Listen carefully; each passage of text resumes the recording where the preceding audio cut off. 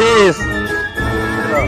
আর তো মেয়ে দেখলাম তোর জন্য, 25 বছর বয়স, দেখতে ডাউন, পড়াশোনা খুবই ভালো, বাবা মা খুব ভালো ভদ্রলোক, ঘর বাড়ি দেখলাম মোটামুটি ভালো, খারাপ না।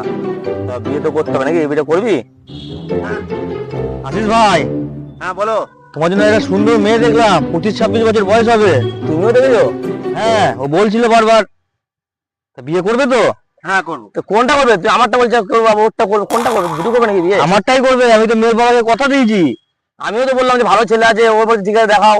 ওরাও তো আমার কথা রাজি হলো, আমাকে মানে আমাকে। কারটা করবে? কোনটা করবে তুমি? আমারটাই, আমার এই মেয়েটা করো যে দেখেছি আমি। আমি করবো।